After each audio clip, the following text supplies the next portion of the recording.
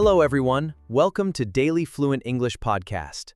Let's improve your English every day. And I'm Jake. Around here, we believe English is not always easy, but we make it feel easy. Step by step, sentence by sentence. And today, with a little confidence, too. Wow. Listen to that. Your words just walked into the room with confidence. Did they? Good. I hope they didn't walk in late and trip over a chair.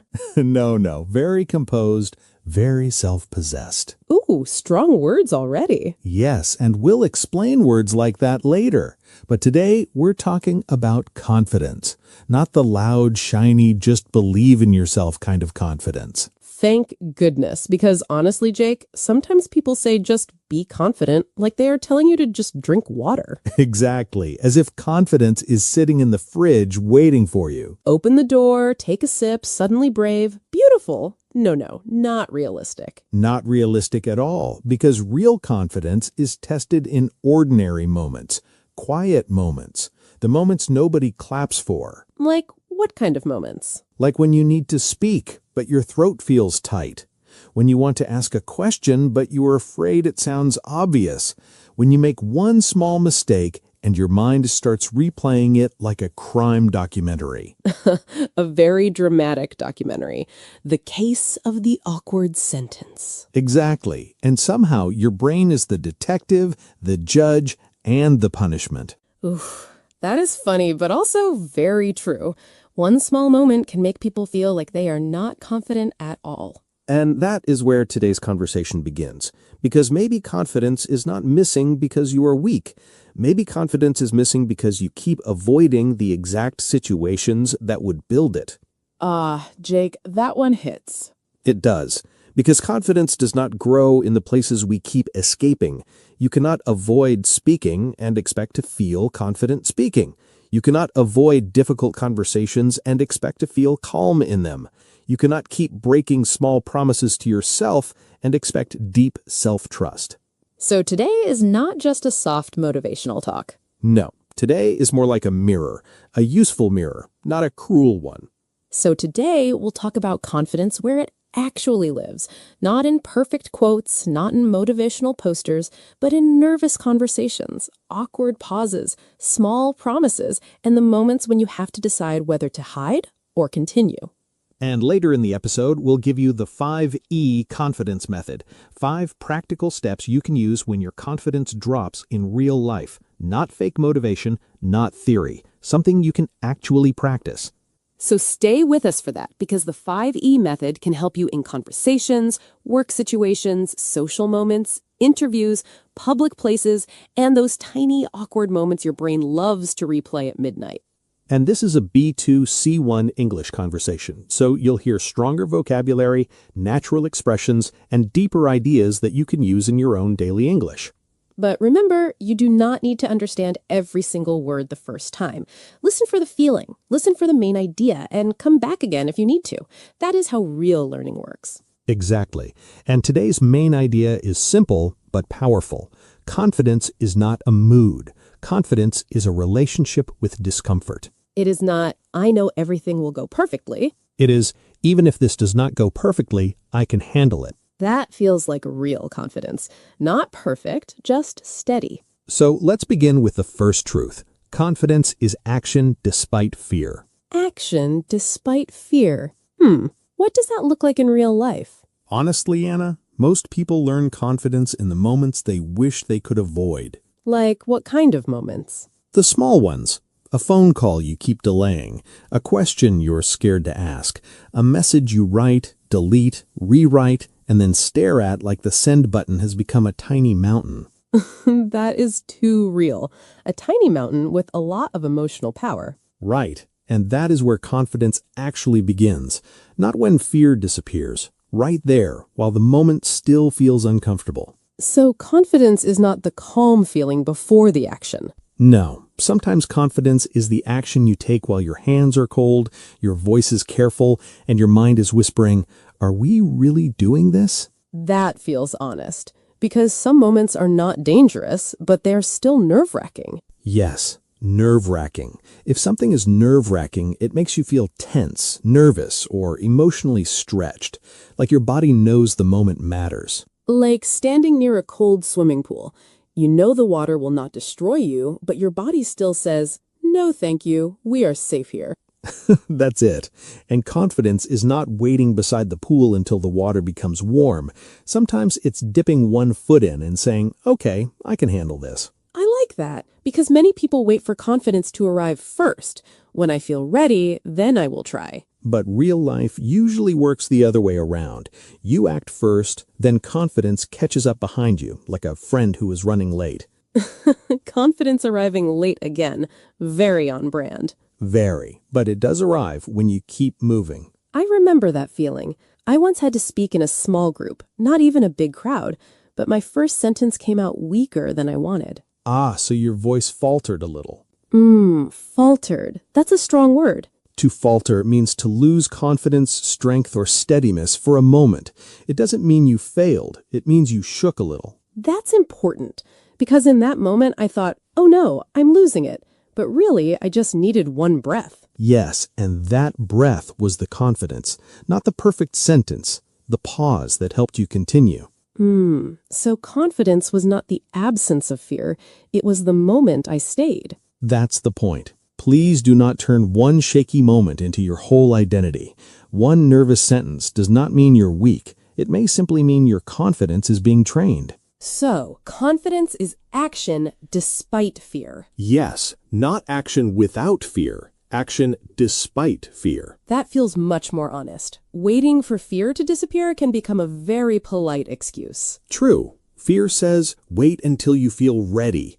Confidence says, take one honest step and let readiness catch up. And I think that connects to something deeper, because when you take that step, even a small one, you create proof. Yes, and that proof matters. Confidence is built from evidence, not imagination. Evidence, like proof. Right. Your mind needs proof. It does not fully believe nice speeches if your behavior keeps saying the opposite. Ugh, that is uncomfortable but true. It is. If you keep saying, I want to be confident, but keep breaking small promises to yourself, your mind notices. Like, you said tomorrow, then tomorrow became next Monday. Ah, yes. Next Monday, the most popular imaginary country. Many people live there. Very crowded place. I have definitely visited. Same. But here is the serious part.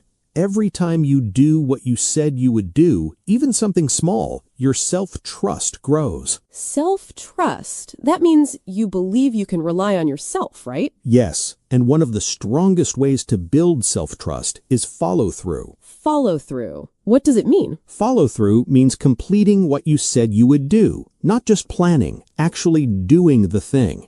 If you say, I will make that call today, and you make it, that is follow-through. So confidence comes from keeping small promises. Yes, small promises are quiet votes for the person you are becoming. I love that. Every action says, I am becoming someone I can trust. And over time, those quiet votes create conviction. Conviction? That sounds strong. It is. Conviction means a deep, steady belief in what you are doing or saying, not noisy confidence, inner certainty, built from proof. So conviction is not, I hope I can. It is, I have shown myself that I can keep going.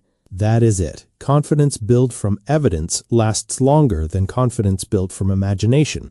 Because imagination can disappear when life gets difficult. True, but evidence stays. Your mind can say, remember, we have done hard things before. That feels grounding. Confidence becomes less magical and more practical. Yes, confidence is not a lucky mood. It is a record of actions. And I like that because it also means confidence is not one fixed personality type. What do you mean? Well, people often say, I am not a confident person, as if confidence is one big label. Right, and that label can be unfair because confidence is often domain-specific. Domain-specific? That sounds very B2C1. It does. Domain-specific means confidence depends on the area or situation. You may feel confident at work, but nervous in interviews. You may speak easily with close friends, but feel tense in a new group. That is so true. People take one weak area and turn it into their whole identity. Yes, they say, I am not confident, when the more honest sentence is, I have not trained confidence in this area yet. That little word yet changes everything. It leaves the door open. It does. I am not confident sounds final, but I am not confident in this situation yet sounds like growth is still possible. So someone is not broken. They are just undertrained in one area. Yes, and when people forget that, they sometimes fall into self-sabotage. Self-sabotage. That is a powerful word. Self-sabotage means damaging your own progress, often without fully realizing it. You want the opportunity, but you do not apply. You want to improve, but you avoid practice. You want to speak up, but you convince yourself your idea doesn't matter. So it's like you say you want confidence, but your habits quietly work against it. Yes, and self-sabotage often sounds very reasonable. It says, I'm just waiting for the right time, or I need more preparation. Oof, sometimes that is not preparation. That is fear wearing a nice jacket. Fear wearing a nice jacket. Perfect. And sometimes people do the opposite. They overcompensate. Overcompensate. What does that mean? To overcompensate means to try too hard because you feel insecure underneath. So someone may act extra loud, extra certain, or extra impressive, not because they are truly confident, but because they are trying to cover the fear. Ah, so loud does not always mean confident. Sometimes loud means hiding. Yes, and quiet does not always mean weak. Sometimes quiet confidence is much stronger than noisy performance. I like that. Confidence does not always need to announce itself. No, real confidence can simply stand there, breathe, and say, I am still learning, but I am not running away. And that brings us to the mind, because even when we take action, our thoughts can still pull us back. They can, and this is where many people misunderstand self-doubt. In what way? They think self-doubt is the enemy, but self-doubt is normal. Everyone doubts themselves sometimes. The real problem is rumination. Rumination? That word feels serious. It is. Rumination means thinking about the same negative thought again and again, especially in a way that keeps you stuck. Reflection helps you learn. Rumination keeps you trapped. So reflection says, what can I learn? But rumination says, let's replay this embarrassing moment until midnight. Yes, rumination is your mind opening a cinema and showing only your worst scenes. No popcorn, no happy ending, just regret. Sadly, yes. And the more you replay one awkward moment, the bigger it feels. Even if everyone else forgot it in 5 minutes. Right. You remember it like a headline. They remember it like background noise, if they remember it at all. That is comforting, but also a little embarrassing. We really do make ourselves the main character in everyone's mind. We do. And confidence grows when you stop believing every dramatic story your mind tells you. So what does a confident person do with self-doubt? They do not pretend it never appears. They notice it, question it, and come back to the present. That is what it means to be self-possessed. Self-possessed? That sounds elegant. Self-possessed means calm, steady, and in control of yourself, especially when the situation feels uncomfortable. It does not mean emotionless. It means you do not hand your whole mind over to panic. So a self-possessed person can feel nervous, but they don't let nervousness drive the car. Beautifully said. Nervousness can sit in the back seat. It can complain, but it does not get the steering wheel. Nervousness in the back seat, making comments, but not choosing the route. I like that. That is the skill. You do not need a silent mind to be confident. You need a wiser relationship with your mind. That feels more realistic. Trying to delete self-doubt completely is exhausting. Yes, the goal is not, I never doubt myself. The goal is, I do not obey every doubtful thought. And I guess that shows up outside too, right? Because even when our thoughts are loud inside, our body is still saying something. Yes, before you say a single sentence, your body is already communicating something. Like posture? Posture, breath, eye contact, your pace, even the way you pause before answering. This is where composure matters. Composure. Can you explain that one? Composure means calm control, especially under pressure. You may still feel nervous inside, but you do not collapse into panic. So composure is not pretending to be a robot. Please know, we do not need robot confidence. Good. I would be terrible at that. Same. Composure is more like holding a warm cup of tea with both hands after a stressful day. You are not pretending the day was easy. You are simply giving your body a calmer signal. That is a gentle image, and very real. Sometimes before I speak, I need to breathe first, or my words come out faster than my thoughts.